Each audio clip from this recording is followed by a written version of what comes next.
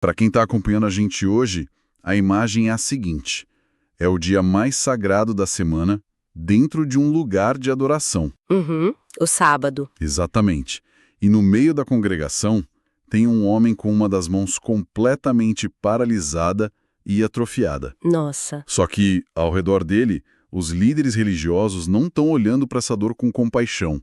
Eles estão observando Jesus com uma atenção assim quase predatória. Como se estivessem caçando mesmo. Pois é, esperando, prendendo a respiração para ver se ele vai cometer um, entre aspas, erro teológico ao curar no sábado.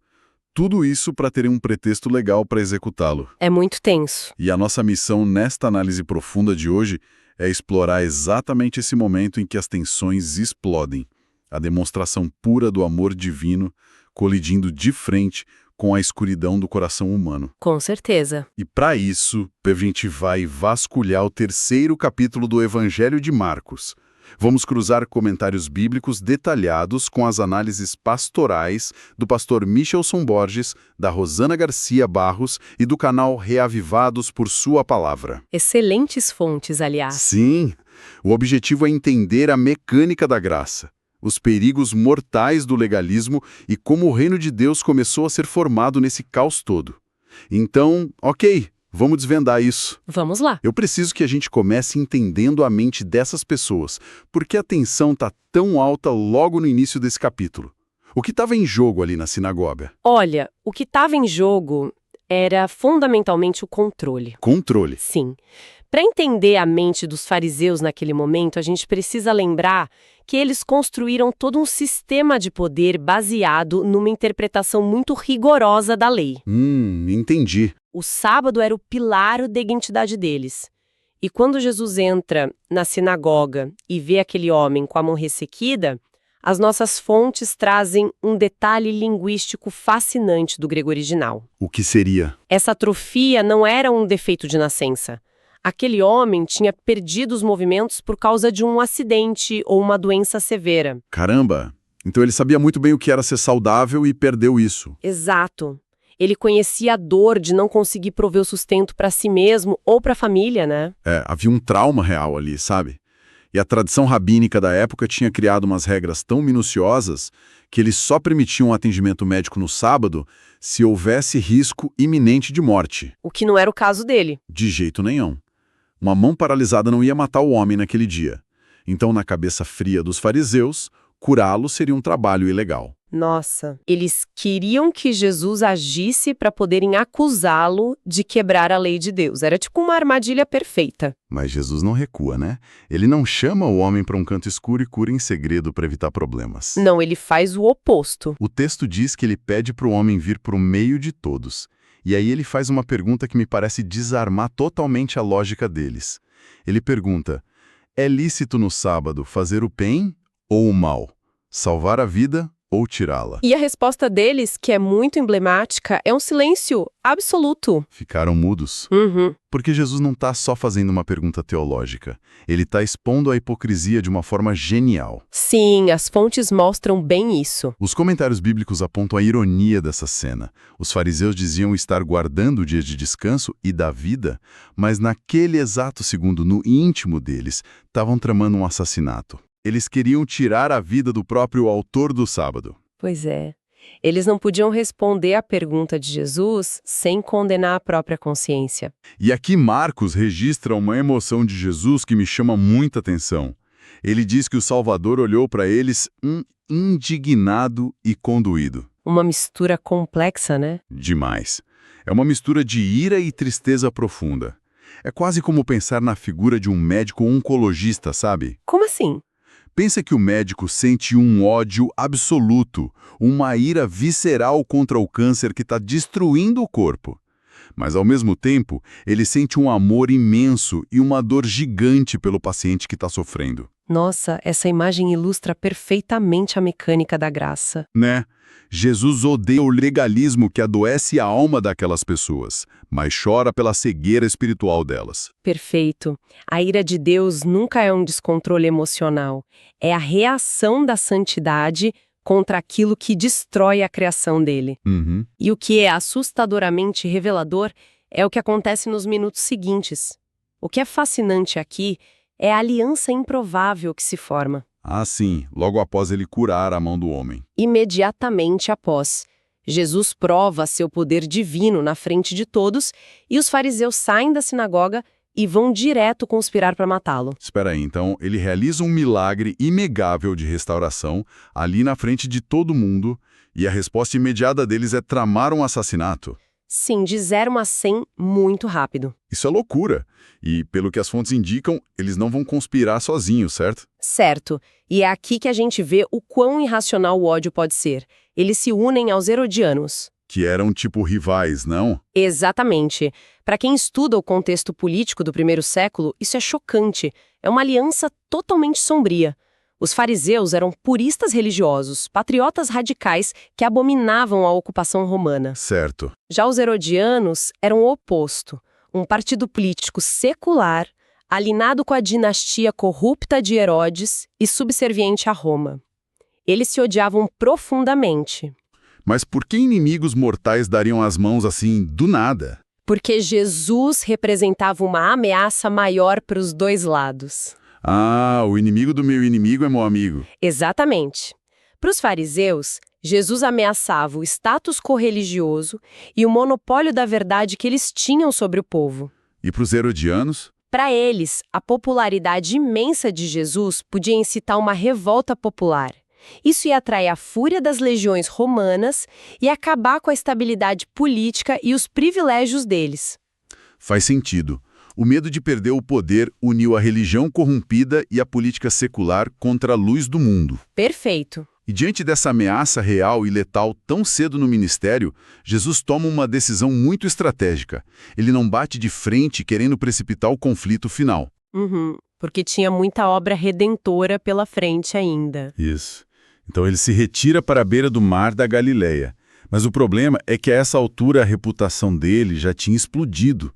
O mundo inteiro parece ir atrás dele, né? A geografia que o texto detalha dá a dimensão desse fenômeno. Vinha gente de todo lado, não é? Sim, pessoas vinham não só da Galileia, mas do sul, da Judéia, de Jerusalém, de regiões remotas como a Idumeia, e até de territórios de gentios ao norte como Tiro e Sidom. Nossa, uma multidão. Era uma maré humana movida por uma fome espiritual e física desesperada. O desespero era tanto que as pessoas literalmente se atiravam sobre Jesus para tocá-lo, buscando alívio físico. A cena devia ser muito caótica. As fontes mencionam que ele até pede para os discípulos deixarem um barquinho sempre a postos. O famoso barquinho. E não era para uma fuga dramática. Era uma necessidade física de segurança para que ele não fosse literalmente esmagado pela multidão em pânico. Totalmente. Mas no meio de todo esse caos e desses milagres físicos, tem um detalhe que confesso que dá um nó na cabeça.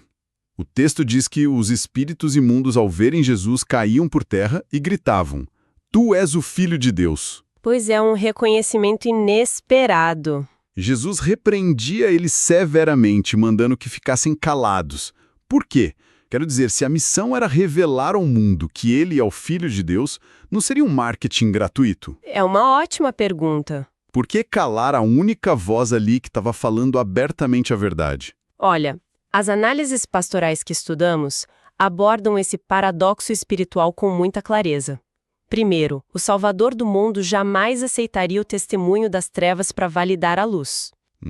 Verdade. A verdade proclamada por agentes da mentira gera confusão, não gera fé. Se conectarmos isso ao quadro geral, se ele permitisse que os demônios fossem os grandes anunciadores de quem ele era, ele daria munição de bandeja para os seus inimigos. Ah, claro. Iam dizer que ele estava mancomunado com eles. Exatamente o que, tragicamente, os escribas vão tentar fazer mais para o final do capítulo. Faz todo sentido.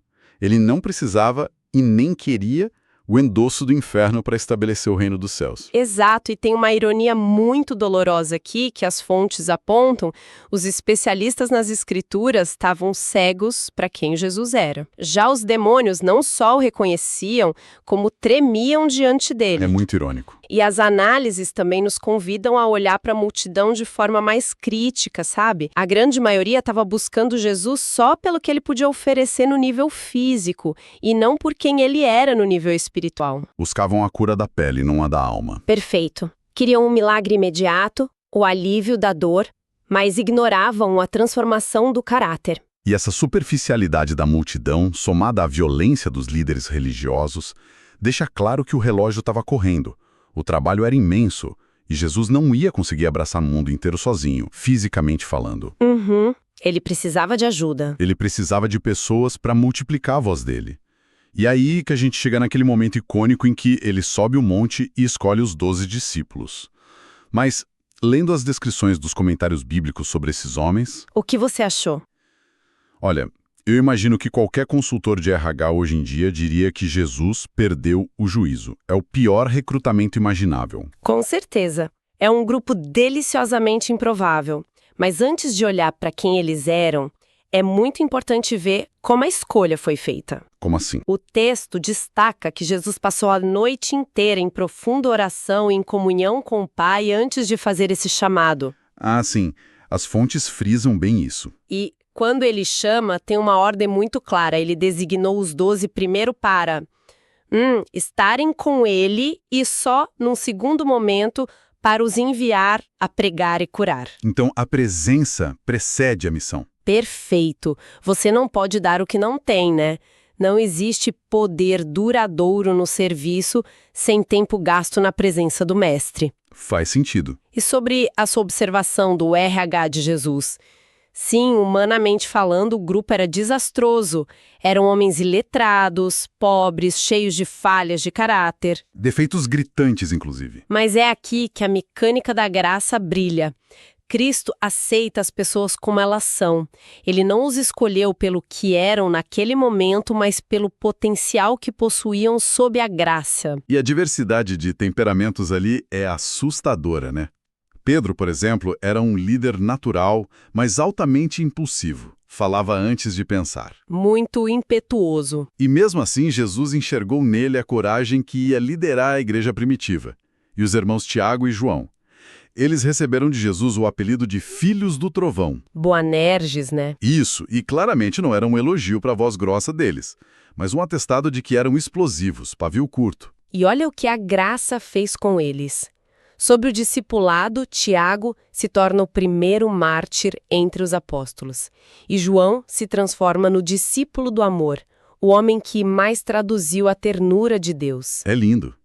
E Jesus também colocou no mesmo grupo Simão, o Zelote, que era um nacionalista político extremista. E bom, embora não seja o foco agora, tinha gente ali de todo tipo de background. Sim, pessoas que em outros contextos se odiariam. Exato. É a prova de que o reino de Deus destrói muros. Mas no meio de todas essas histórias lindas de transformação, tem a presença mais sombria da lista que os comentários ressaltam muito. Judas Iscariotes. Sim.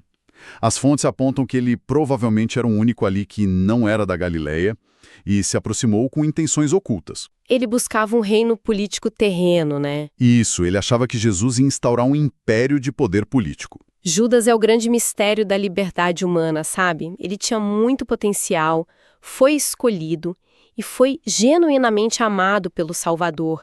Recebeu as mesmas oportunidades dos outros 11. Viu os mesmos milagres. Exato, andou nos mesmos caminhos.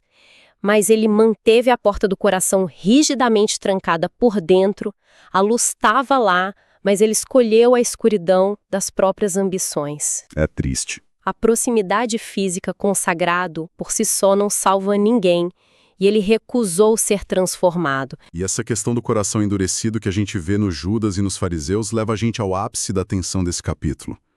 As duas oposições. Logo depois de escolher os 12, Jesus entra numa casa e a multidão aflui com tanta força que eles não conseguem nem comer. E essa obra intensa atrai ataques de duas frentes. De um lado, a própria família terrena de Jesus. Sim, a mãe e os irmãos tentam detê-lo, dizendo que ele estava fora de si, ou seja, desequilibrado. Achavam que ele tinha perdido o juízo, uma oposição baseada na incompreensão, né? Mas a outra frente é muito mais sinistra. Os escribas que desceram de Jerusalém, eles não podiam negar os milagres, então atacaram a fonte do poder. Disseram que Jesus expulsava demônios pelo poder de Beelzebu, o maioral dos demônios. Isso levanta uma questão importante, que é o alerta profundo de Jesus sobre a blasfêmia contra o Espírito Santo. O famoso pecado imperdoável. Exato, isso sempre gera muito medo, mas as fontes explicam profundamente. Não se trata de uma recusa arbitrária de Deus em perdoar. Não é que Deus cria uma linha e diz, se pisar aqui, acabou. De jeito nenhum. O Espírito Santo é o único que convence do pecado. Atribuir a obra de Deus a Satanás é fechar absoluta e permanentemente a porta do coração à influência divina. Sem o Espírito, não tem arrependimento. E sem arrependimento, não há perdão. E aqui a coisa fica realmente interessante, porque é como imaginar alguém morrendo de sede no deserto. Como assim? Pisa numa pessoa rastejando. E ela acha um oásis de água pura, a única fonte de água num raio de 1000 quilômetros. Mas por um orgulho cego, ela se convence de que aquele oásis é, na verdade, um poço de veneno mortal. Nossa, que analogia forte! A pessoa não morre porque a água se recusa a curar ela. Ela morre porque a dureza do coração a impede de beber do único remédio que existe. É exatamente isso.